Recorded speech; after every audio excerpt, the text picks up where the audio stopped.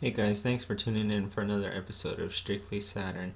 In celebration of the 2010 World Cup, I thought that Mexico87, would take a look back at a game for the Sega Saturn, FIFA 98, Road to the World Cup, the last EA Sports soccer game ever to release for any Sega console.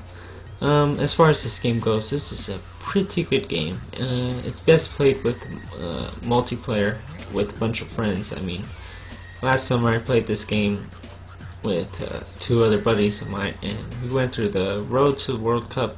We went straight through that whole thing, and believe me, we lost track of time, but we had a blast playing this game. Now, in addition to the wide variety of different modes that you have in this game, you've got friendly mode, road to the World Cup, league, training, penalty shootout, and you can customize your own squad, which is pretty cool. As far as graphics goes, I mean, the graphics were pretty good for their time. I mean, the players were starting to look different from each other. They all didn't look like they were all the same guy, which is a good thing. The grass was green, so yeah, that's it.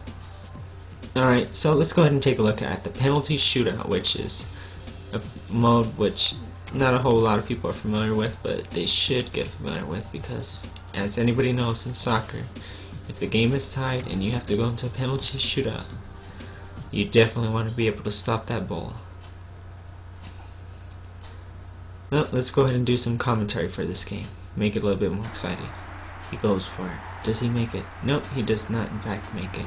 Yes, in fact folks, I am the worst commentator in all of soccer history. This guy right here with the red hair has an opportunity here to become a hero. He makes this goal. His team wins. He misses it. This game goes on forever, and it does not go on forever. He scores. Goal!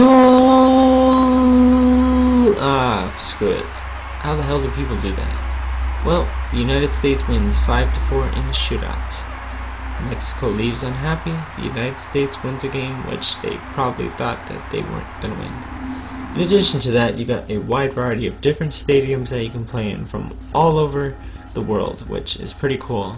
Most of these places I will probably never, ever visit in my lifetime, mainly because it's too expensive, and that's pretty much it.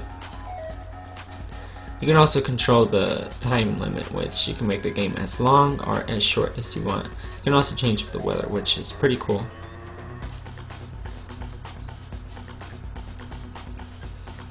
Well, let's go ahead and pick a stadium. I think I will go with, I don't know, Australia. Something about Australia. What is it? I think I might know somebody from Australia, but I can't put my finger on who do I know from Australia. I mean, we here at Strictly Sega America, we must know somebody. Maybe it's the koala. I'm not sure who we know from Australia. God, it's on the back of my head. It's a very nice stadium. I highly doubt that I will ever attend there in my life, but I guess never say never. I might end up there.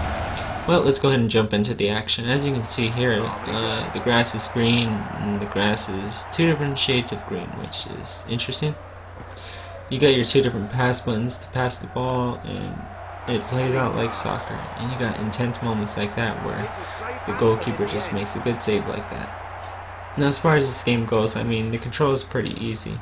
Once you learn how to play this game, and maybe it takes you about maybe 20 to 30 minutes to learn how to play this game, you'll definitely have a blast playing. You'll definitely have a blast playing this game. And once you score a goal like that, it's probably one of the best feelings that you have. And yes, folks, he's maybe a little too excited about scoring that goal, but still, give it to him, folks. We're all not even at 1-1 until all of a sudden a fast breakaway and a score. Yes, commentary is very bad for this game, but the live crowd sounds pretty good, and the music throughout the menus and all that sounds pretty good. This game doesn't really have too much music. I mean, well, when you're playing the game, what do you expect? I mean, it's soccer. But as far as this game goes, what can I say? There's really not too much to say about this game. You got an indoor stadium, which is pretty cool because you play a smaller version of soccer at 4-on-4 with the goalkeepers.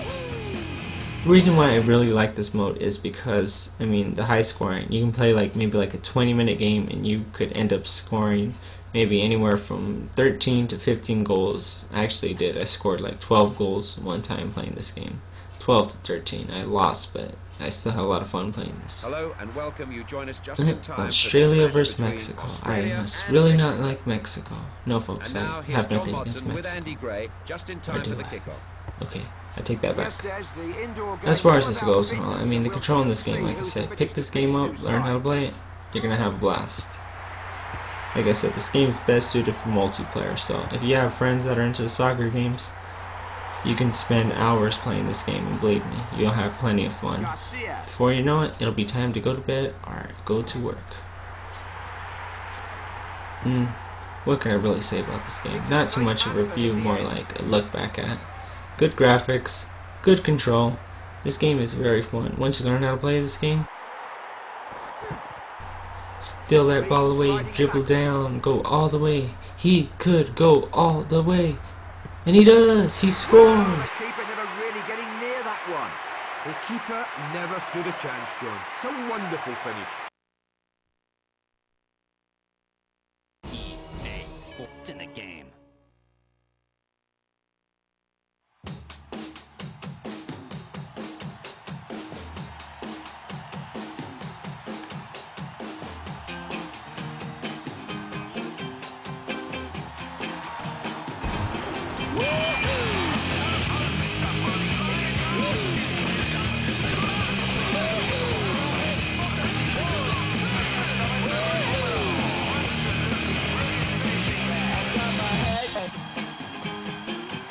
Jumbo jet.